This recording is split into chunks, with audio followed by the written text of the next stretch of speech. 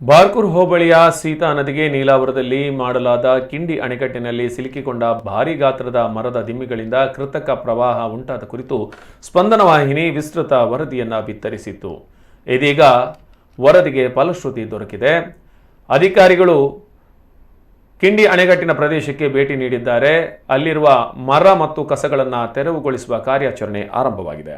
ಇಂದು ಬೆಳಿಗ್ಗೆ 10 ಮಂದಿ ಮಾನವ ಶಕ್ತಿ ಮತ್ತು ಕಟಾವು ಯಂತ್ರದಿಂದ ತೆರವು ಕಾರ್ಯ ನಡೆಯುತ್ತಿದೆ. ಗ್ರಾಮ ಪಂಚಾಯತ್ ವ್ಯಾಪ್ತಿಗೆ ಬರದ ಅಣೆಕಟ್ಟಿನಲ್ಲಿ ಆಕಸ್ಮಿಕವಾಗಿ ಆಗುವ ಇಂತಹ ಅವಾಂತರಕ್ಕೆ ನೀರಾವರಿ ಇಲಾಖೆ ಪ್ರತ್ಯೇಕ ಹಣವನ್ನು ನೀಡದಿದ್ದರೂ ಪ್ರತಿ ವರ್ಷ ಇದರ ಉಸ್ತುವಾರಿಯ ಗುತ್ತಿಗೆದಾರರೇ ತೆರವು ಕಾರ್ಯ ಮಾಡುತ್ತಿದ್ದಾರೆ. ಸಣ್ಣ ನೀರಾವರಿ ಇಲಾಖೆಯಿಂದ 2 ರಿಂದ 5 ಮೀಟರ್ನಂತೆ 52 ಕಿಂಡಿಗಳ 600 ಮೀಟರ್ ಅಗಲದ ಬೃಹತ್ ಕಿಂಡಿ ಅಣೆಕಟ್ಟು ನದಿಗೆ ಮಾಡಿದ ಕರಾವಳಿ ಜಿಲ್ಲೆಯಲ್ಲೇ ಪ್ರಾಯೋಗಿಕ ಕಿಂಡಿ ಅಣೆಕಟ್ಟು ಇದಾಗಿತ್ತು. ಇದರಿಂದ ಜನವರಿಯಿಂದ ಮೇ ತಿಂಗಳವರೆಗೆ ನದಿ ತೀರದ ಅನೇಕ ಪ್ರದೇಶಗಳಲ್ಲಿ ಅಂತರ್ಜಲ ಹೆಚ್ಚುತ್ತಾ ಇತ್ತು.